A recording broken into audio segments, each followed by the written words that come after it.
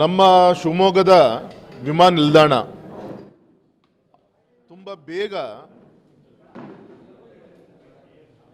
ಕೆಲಸ ಕಾಮಗಾರಿಗಳನ್ನು ಮುಗಿಸಿ ಆಪರೇಷನ್ ಕೂಡ ಈಗಾಗಲೇ ಶುರುವಾಗಿದೆ. ಅಂದರೆ ಈ ಸಂದರ್ಭದಲ್ಲಿ ಈ ಒಂದು ಚಳಿಗಾಲದ ಸಂದರ್ಭದಲ್ಲಿ ಸ್ವಲ್ಪ ವಿಸಿಬಿಲಿಟಿ ಇಶ್ಯೂಸ್ಗಳು ರೈಸ್ ಆಗ್ತಾ ಇದೆ. ಸುಮಾರು ಒಂದು 5,000 ಅಡಿಯಿಂದ ಅದನ್ನು ನಮಗೇನು ಆ ಒಂದು ವಿಸಿಬಿಲಿಟಿ ಕಾಣಬೇಕಾಗಿತ್ತು. ಅದು ಸ್ವಲ್ಪ ಇಶ್ಯೂಸ್ಗಳು ಇರೋದ್ರಿಂದ ಅದನ್ನು ಆ ಪ್ರೋಗ್ರಾಮ್ನ ಸಾಫ್ಟ್ವೇರ್ನ ಅಪ್ಗ್ರೇಡ್ ಮಾಡೋಂಥ ಒಂದು ಪ್ರಯತ್ನ ನಮ್ಮ ಏರ್ಪೋರ್ಟಲ್ಲಿ ಆಗಬೇಕಾಗಿದೆ. ಆ ದೃಷ್ಟಿಯಿಂದ ILS ಒಂದು ರಿಲೇಟೆಡ್ ಒಂದು ಇಶ್ಯೂ ಏನಿತ್ತು, ನಿನ್ನೆ ಗೌರವಿತ ನಮ್ಮ ಏವಿಯೇಷನ್ ಚೇರ್ಮನ್ ಇರ್ಬೋದು, ಸೆಕ್ರೆಟರಿ ಇರ್ಬೋದು, ಮಿನಿಸ್ಟ್ರ್ ಇರ್ಬೋದು, ನಮ್ಮ ರಾಜ್ಯದ ಅಧಿಕಾರಿಗಳನ್ನು ಕರೆಸಿ ಅಲ್ಲಿ ಮೀಟಿಂಗ್ ಮಾಡಿಸಿದ್ದೀನಿ. ಅದಕ್ಕೆ ಬೇಕಾದಂಥ ಸೊಲ್ಯೂಷನ್ಸ್ಗಳನ್ನು ಕೊಟ್ಟಿದ್ದಾರೆ.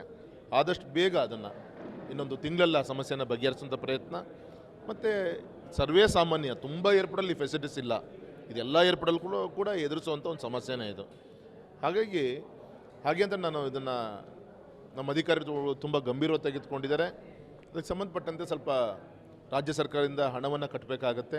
ಅದನ್ನು ಕೂಡ ನಿನ್ನೆ ಇನ್ಫ್ರಾಸ್ಟ್ರಕ್ಚರ್ MD ಸತೀಶ್ ಅವ್ರ ಮಾತಾಡೋಂಥ ಪ್ರಯತ್ನ, ಮತ್ತು infrastructure secretary IRS Manjula madam ಹತ್ರನೂ ಕೂಡ ಮಾತಾಡಿದ್ದೀನಿ.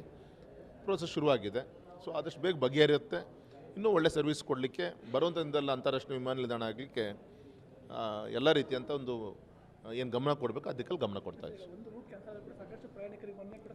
ಆಗುತ್ತೆ ಸರ್, ಇರುತ್ತೆ. ಅದೊಂದು ಹೊಸ ಮನೆ ಗೃಹ ಪ್ರವೇಶ ಆದಮೇಲೆ 1 ತಿಂಗಳು 2 ತಿಂಗಳು ಸಮಯ ತೆಗೆದುಕೊಳ್ಳಿ. ಆ ಥರ ಸಮಯ ತೆಗೆದುಕೊಳ್ಳೋದೆ ತೊಂದರೆ ಆಗಿದೆ. ನನಗೆ ಅವ್ರ ಬಗ್ಗೆ ನೋವಿದೆ. ಅದನ್ನು ಕಣ್ಮುಂದೆ ಇಟ್ಕೊಂಡೆ ಇದನ್ನು ಅಪ್ಗ್ರೇಡ್ ಮಾಡಲಿಕ್ಕೆ ಏನು ಬೇಕು ಮಾಡ್ತಾಯಿದ್ದೀವಿ ಸರ್. ಒಂದು ILSಗೆ ಸಂಬಂಧಪಟ್ಟಂತೆ 7.5 crores ಹಣ ಬೇಕಾಗುತ್ತೆ. ಮತ್ತು ಇನ್ನೊಂದು ಸಾಫ್ಟ್ವೇರ್ ಅಪ್ಗ್ರೇಡ್ ಮಾಡಲಿಕ್ಕೆ ರನ್ವೇಯ ಎರಡೂ ಭಾಗದಲ್ಲೂ ಕೂಡ ಆಗಲಿಕ್ಕೆ ಸುಮಾರು ಆ ಕಡೆ ಒಂದು 25 lakhs, ಈ ಕಡೆ ಒಂದು 25 lakhs ಹಣ ಬೇಕಾಗುತ್ತೆ. ಇದಿಷ್ಟು ಕೂಡ ನಾಳೆ ಸೋಮವಾರ ಮಂಗಳವಾರದಿಂದ ಕೇಂದ್ರದ ಅಧಿಕಾರಿಗಳ ಜೊತೆಗೆ ಅಲ್ಲಿ ಅಧಿಕಾರಿಗಳನ್ನು ಬಿಟ್ಟು ಬಂದಿದ್ದೀನಿ. ದೆಹಲಿಯಲ್ಲಿ ನಮ್ಮ ಪೂರ್ವಿ ಮಠ ಅವರೆಲ್ಲ ಇದ್ದಾರೆ, ಚರ್ಚೆ ಮಾಡ್ತಾ ಇದ್ದಾರೆ. ಅದು ಏನೇನು ಗಮನಿಸಬೇಕು ಅದು ನೆಕ್ಸ್ಟ್ ವೀಕಲ್ಲಿ ಆಗುತ್ತೆ.